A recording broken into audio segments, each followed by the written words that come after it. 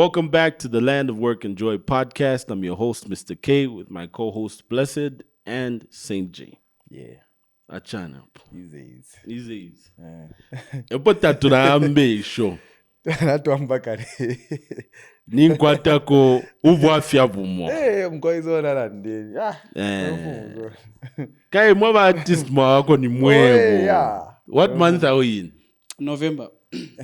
There were two guys who were on this show I think a few months back or a few weeks back. Oh yeah. But they promised that no drop a manimbo munankani. Oh, yeah. So two guys came on this podcast. They look like you two. Oh yeah. They were talking about releasing some new songs and stuff like that, but we never got the songs. The other one went missing for a bit. The other one came back through again. He said, no, let's make it next month. Drop something. But speak direct, sir. This is November. You guys promised us some music. We still ain't got it, man. This is November. Yeah, but music is still coming. Guys, okay, I think this is where now it becomes even more appropriate for me to say, you don't forget what in the beans. One is taking too long. Now it doesn't seem true, man. What's happening? No, everything is in control. Mr. Blessed, you're too quiet, sir. Rubbing your mouth. You can't escape this one. Tell us. I'm not escaping or doing anything. Where's the with music? me, here's the problem. I think maybe this is a proper channel of communication I'm going to use. If you can imagine, I've been chasing for my song like for a month now. What do you mean when you say chasing? The guy, like I finished paying for the recording session. Like I don't owe this guy money. Like for the full song, like a mastered song. Like, okay, bro, when are you sending me the song? This dude is not answering my phone because I saw me. I'm like, okay, well and good. Like, what's the problem, bro? I don't know if I have beef with this guy. I don't or maybe unafuna kagero kenzo phone. I don't know. Maybe, bro. Maybe. Producer diaries. This goes 1 month. 1 month. Producer 1 diaries. month. I'm chasing for this. My own song. Paid for. Yes. That's unfortunate. So what if number data ngayalo number pakashtashan number? Producer imbama na futi. Wafia. 1 month. The whole of October I've been like up and down. Like, bro, no, tomorrow. Tomorrow. Why don't you just have you been to see him physically? So I'm planning to do that now, like so that. Okay, bro, I think maybe at this point in time you just have to. Do go we there have physically. issues or whatever it is? So man, like from man to man. Sometimes I don't know. Then unafuna kagero kake or maybe you wanted a chick who you also went for. No.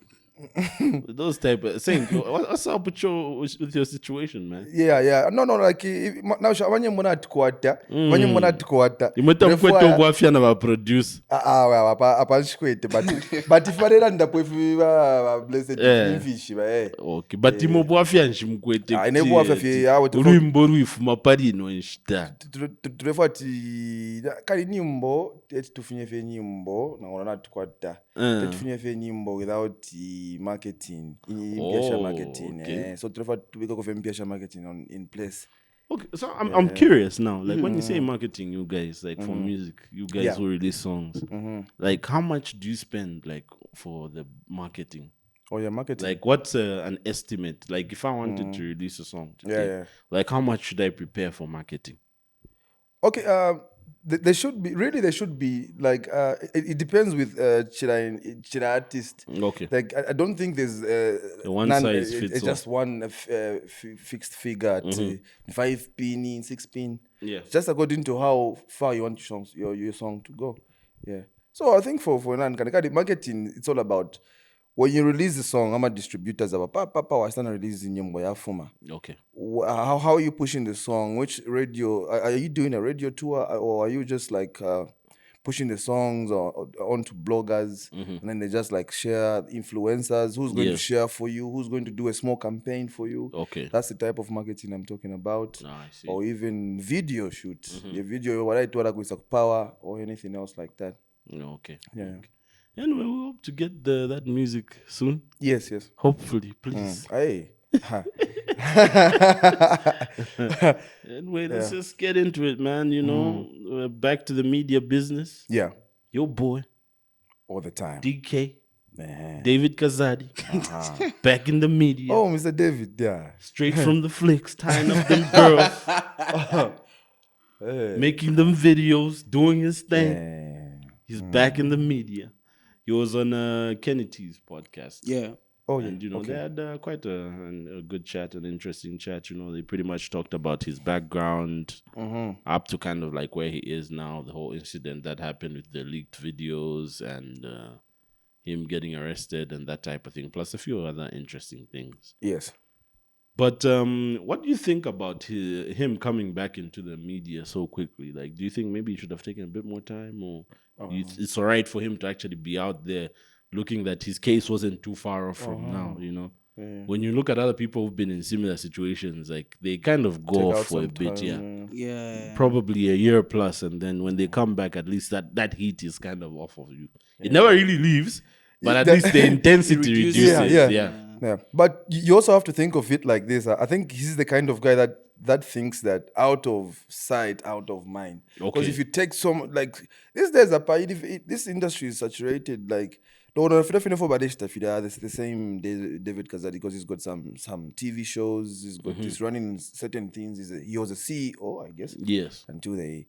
So I'm thinking he's got so many things to learn. So when he stays back from that light again for a long time, that would be a very bad thing for his image and for him to start off again. So I think it's just okay that he gets back to it. But how he narrates how things went by is the real thing there. Okay. Your composure and how the body language, how you're sending it to the people. Like, hey, are you remorseful about that? Or it's about what, bro? Again, that's the way it is. I think maybe to some other people it might come off like he's not so remorseful. So it might, you know, so things like Blessed, that. what you think about that, So man? me, what I think he should have stayed back at least for a long time. Trying to heal people. I guess maybe we heal in different ways. Yes. But in Ganinebo, who did such kind of thing, I'd basically go to the village. Why would you go to the village? I think that at such a time, I don't think the seat would be appropriate. Yeah. I would go for your healing. Yeah. Okay. Go in the mountains, bro. Yeah, speak to some elders at the village. Yeah. Oh, okay. So, but go to the mountains. No, but say, I love you great to the village. Yeah. No, let me tell you something. All right. Yeah. But no, go to the village. Talk with people. It's true. That stuff works. When like, in there, I remember there was a point where like, like that time, because I was heavy in the video shooting and editing. My computers got messed up. Like a business kind of slowed down and everything. I said, okay. So one of my cousins who's in the village, he had just moved to the village, and I think he was starting some farming and a bit of business there. Okay. He was like, "Yo, I'll be getting married. So can you come through and do like a bit of video and photos and stuff?" Oh, okay. So I think anyway, that would be a good idea for me to travel out the city, leave Lusaka for a bit, and just go to the Ville, man. Get some fresh airs. They say, "Pitu wako mpepo." So I went there, shot the wedding and everything. I even made an effort. I went to see my grandma, but because my grandma was ill at the time, and where she stays, because there's in Serenge, so there's Serenge Boma. Then where the lake is, number opposite. Per chance. Oh, yeah. okay. So I eventually went there, with the same cousin of mine who was getting married. And my grandma was like, she was ill at that time, like seriously ill. Like half her body was paralyzed. Hey. So when I got there, it's like there was no one really there. There was just like a small kid. I don't know whose child that is. Probably one of my cousins or relatives' kids. Like, and like he equally like he didn't understand. Like you could tell he was a baby. He's like a toddler. He really doesn't know anything about this. So checking around. So eventually, this lady comes out, despite her being paralyzed on the other side.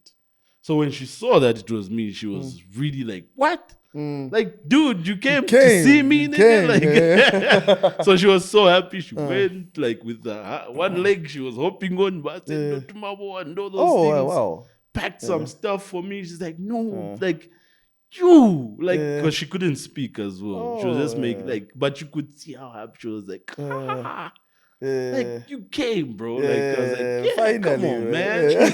Finally, man. So eventually, and I left. But when I came back,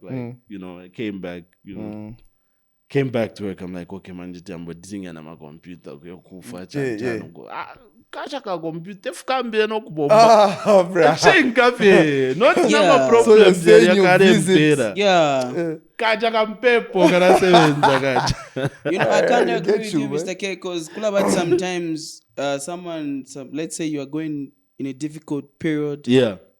I was like, oh no, what you need to do is go to the village, go to your roots, bro. Go where you come from. Yeah, so I bet even him, Mr. Kazadi, needed to do that. So what you're saying is that ngabalandati kapitoko notiri akutati kabieni mukasambisha. So nishawama. People have to get the clear picture. That's why people end up dying. You end up doing wrong things. No, just simply go back. Connect with your people. Yeah. Get some time off away from the city. Get your mind off of those things that are a bit stressful about the city. I guess everybody needs that. Yeah, we all do need that, like a reboot of some sort.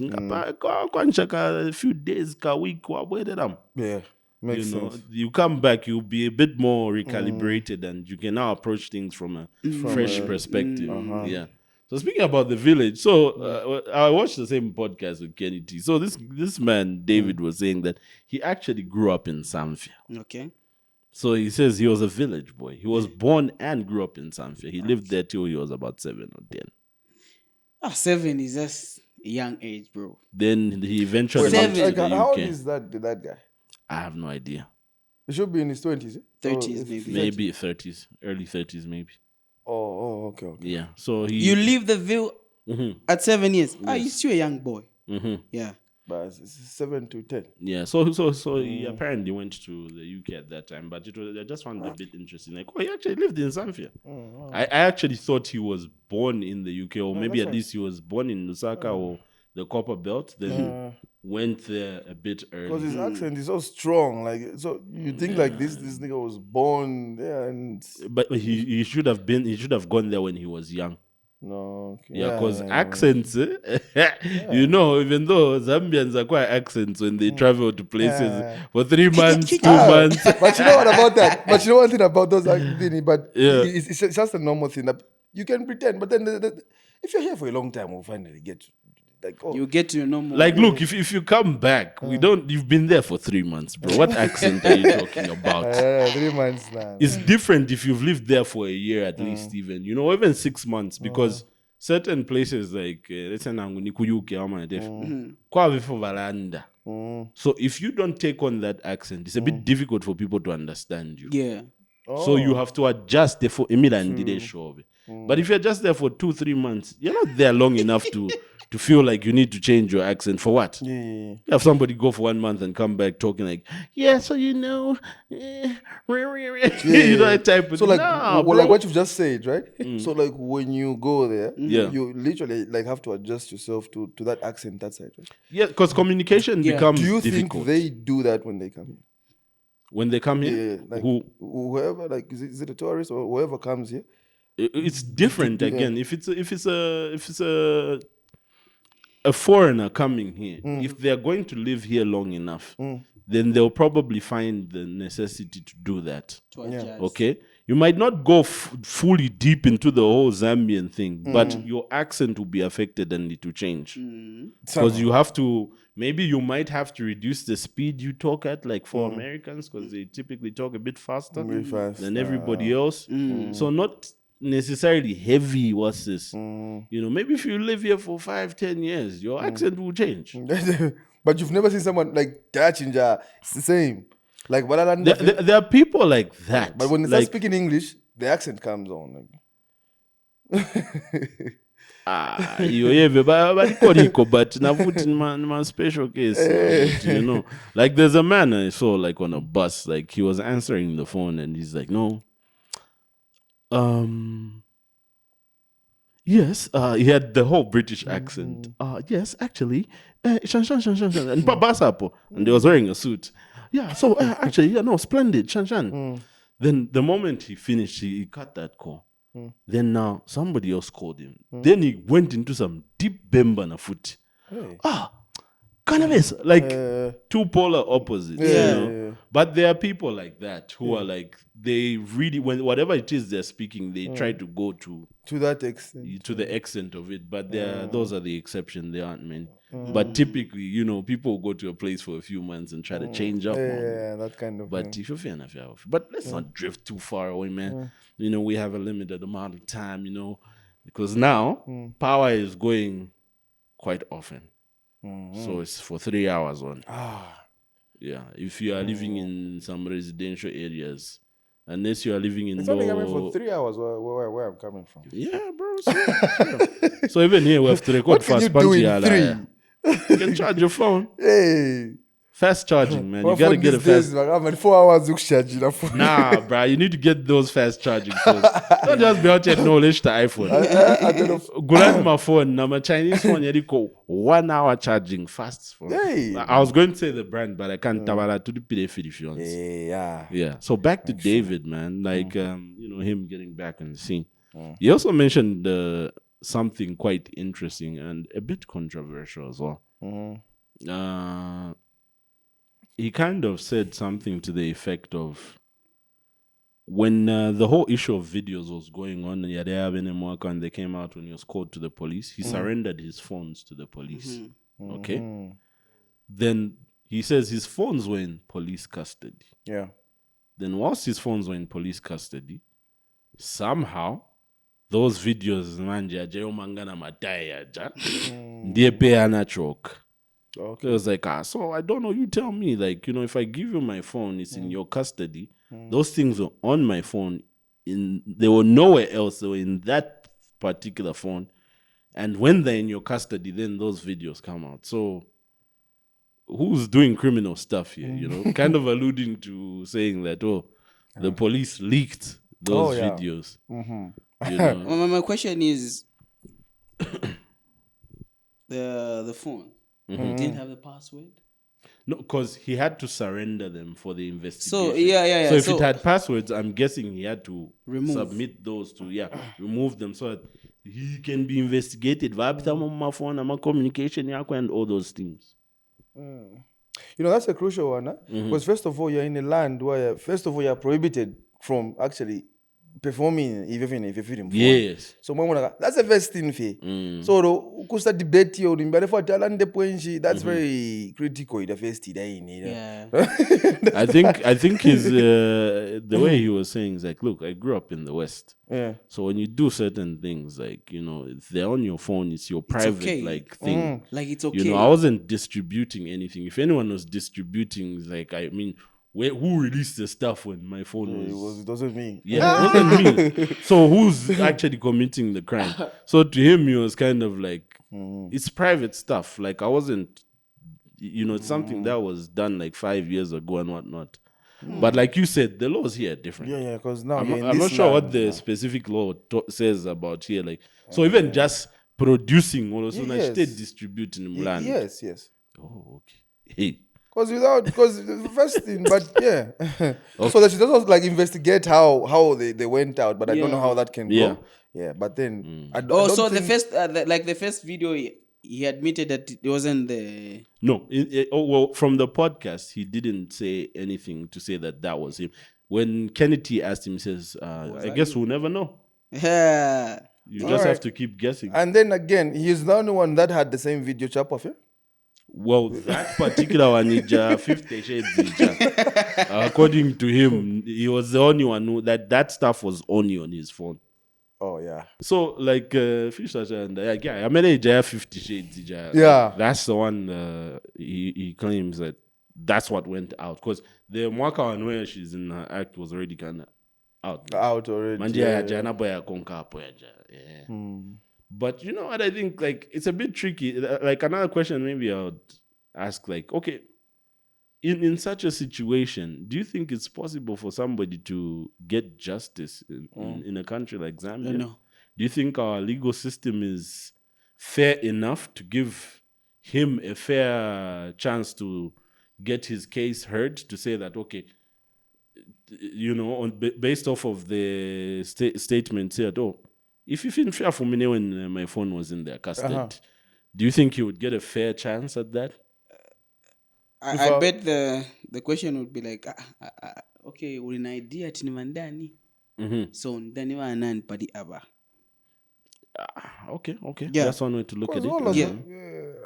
Because who are you going to point at? Like, he's the one that. Because I'm thinking, like, if that's the case, probably what they can do is, look, if I have a phone and there's sensitive information on that phone, let's move away from the whole the whole 6 videos. Yeah.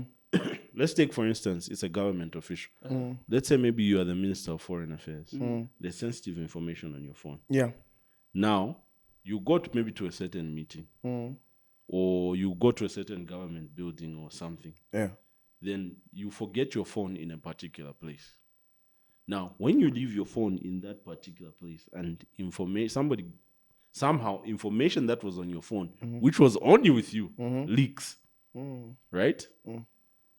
How then is that case going to be handled? Because now I'm guessing now to be like, oh, leak information. I think now they have to investigate. Okay, let's see where the source of that leakage was. On which phone did it go to first to say that, oh, Yachfumapa, then where did it go to first? That is the one you have to look for. And I'm guessing maybe that's how they have to approach it. Yes, because they'll just tell him, okay, just go through the nano. Nani, isura nan kane pariba nani. And then in that way, aren't you just like, yeah, Kai, that's how I was asking. Like, do you think it's like in a country like Zambia?